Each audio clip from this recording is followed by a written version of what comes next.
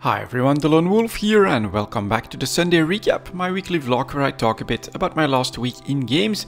And as always, we'll start with EVE Online, which has been a less than average week in EVE Online. I did come online every day, do a little bit of PI, my BPCs. Those are selling, well, a little bit. I would say that we have a steady new lower rhythm than what we had before the industry changes, but some of my BPCs are starting to sell. The structure BPCs are selling, freighter BPCs are selling, and sometimes adding in a carrier BPC here and there, a dreadnought BPC. It is definitely starting to move a little bit more, and so that's good news. I would say I'm keeping up with creating the copies for now. I did some improvements on them, improving time efficiency, material efficiency, but overall I have been gifted some pretty nice research BPOs already, so I can just keep creating as many as I want. The Orca is just not moving though.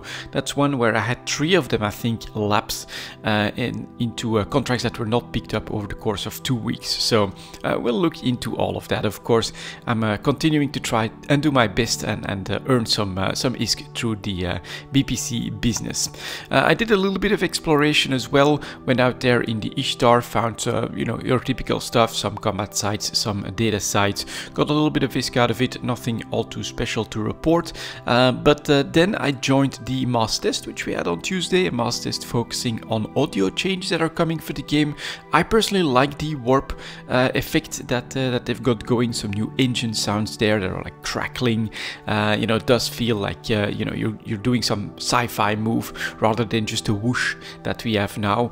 Feels decently muted as well, and there was a PvP fight in the mass test as well, where everything went pretty well. So I think that the client is in a pretty good spot at the moment, and I hope that for the Mac players that their client is also in that same good spot. I would say that everything was decently stable, and then of course for the rest of the week it was dominated by another game. I'm sure that you can tell which one, and that means that the Halloween event, which is now up and running. I've tried a couple of evenings to get a couple of sites, but honestly, even in a Mars space around the Tal, where, you know, I have like next to no competition when it comes to exploration, there is just huge competition for these event sites.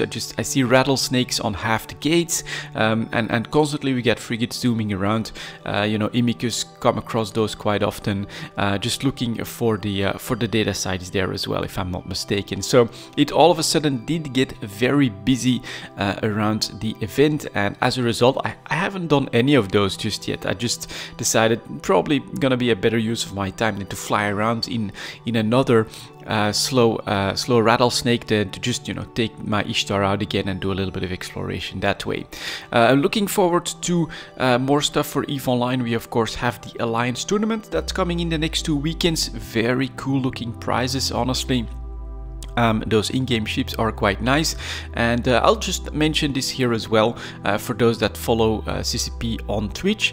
They are going to like open up gambling or what is it, votes for results of matches, and they're actually going to tie some pretty cool prizes, including apparel and things like that, like watches and chip models and things like that to it. So I'll try. I mean, I don't have that much time at the moment, but I'll definitely try to pick up a little bit of Alliance tournament as well and see what we can do there. But it's very cool, and I do think that it shows that CCP has been hard at work to make this Alliance tournament a success, and I definitely hope that the results will show and that people will enjoy what happens in the Alliance tournament. And on the development front, well, we still don't know a lot, so we'll have to wait and see what CCP decides to announce coming for that 4th quarter for the game, which, well, should start pretty much next month or tomorrow in the month of November. I'm definitely looking forward to that as well, to hopefully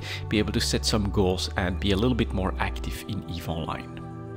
And this brings us to the second game for the week, which is of course Path of Exile.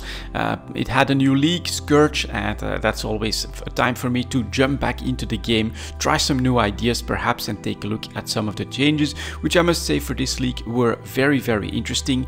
Reworking the skill tree, passive skill tree, which was like pretty damn interesting with the masteries and things like that. Then we also had a massive reduction of the grind in endgame, reducing the amount of maps that there are for the Atlas and making those enchants that you can get through veiled items, you know, something that you find it once and then you get all the tiers. So a lot of grinding has been taken out of getting into that end game for those true bosses, but I'll be honest, it's still like a little bit of a wall for me to actually get there. I think my biggest problem is there's actually two of them.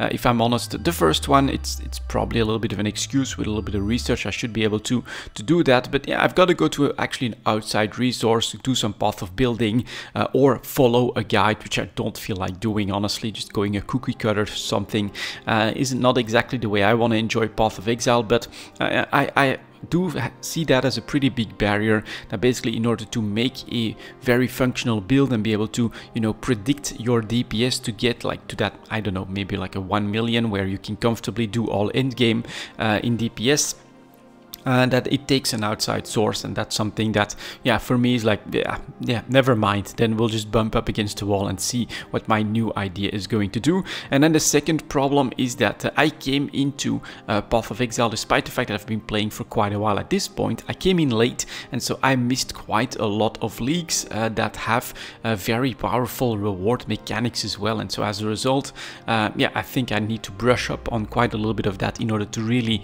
be able to make a full-blown powerful character with all of the options poured into that one. So that meant that I just tried some more stuff, and I stayed in my lane, you could say. I stick to some stuff that I enjoy, and those were some summoning characters, and I got them into the maps, but then, you know, pushing to get into yellow maps, red maps, very grindy, still pretty grindy, I would say.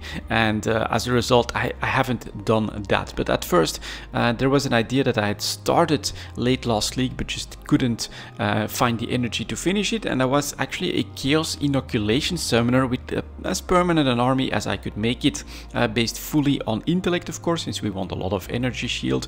And so that one was running 6 link zombies, and then I had 2 golems, I had the specters, of course, and then what I would do as an active skill, I would summon skeletons around my main target, but that meant that I could just like do 3 casts, and there we go, skeletons were up for a little bit and focusing on physical damage. You know, through the acts it went really well, but by the end of it I didn't have enough HP, and so once I got into the maps, very big problem with just not having enough HP and getting smacked down quite repeatedly, which meant that I went back for another summoner, something that was a little bit more up my alley, when that I know is very powerful, and that's actually exploding minions. So on this one, honestly, the new skill tree does make it quite a bit more easy and less investment intense, I would say, in passive skills, in order to get all of the available just plus HP and plus damage for minions, which is what helps with minion instability. It is a little bit different, and it gave me plenty of room to get some extra resistances, to get quite a bit of life and things like that. So that was very nice. There were a lot of them where, no, don't need that, can just skip to some of the very best nodes and just skip to that, and it was very, very powerful. I chose the little skulls as my main skill, then added in the skeletons as well, so we got lots of exploding minions in all of that, and then they were supported going full damage basically. So we got the flame golem, I think that it should increase damage a little bit, and then I also had the skitter bots. That was very, very nice damage wise, especially for the league mechanic. Again, I would actually spin to win, have my have the skulls be shot out as I would do cyclone, so I had constant mobility, and I could really tear through the Scourge parts quite effectively and just do a lot of AoE damage, clearing everything out. So that felt really, really good.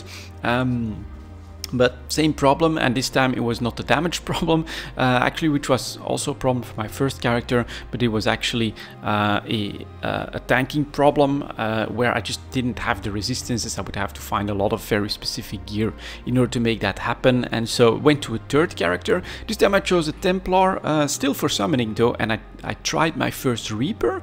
Very, very interesting to have a Reaper there that just slashes AoE around you constantly. He's rather unpredictable. Tried to link him as well. That doesn't work all that well, but overall that was a very fun experience, and it's definitely possible to get a lot of defenses with, I think it's the Guardian Ascendancy, and then with a minion build there. Very, very cool though. I'm absolutely enjoying playing in the league, but as I've said, still bouncing up against that same problem of very late end game is very difficult for me to actually make my way to. But we'll see. Perhaps I'll play a little bit more in the league. Perhaps I'll look forward to Path of Exile 2, which should be in the works as well. And overall, it's just a great game with a great mechanic that brings you back every 3 months to join in on another league start. And this one was very successful. Fun league, definitely some nice rework for the game.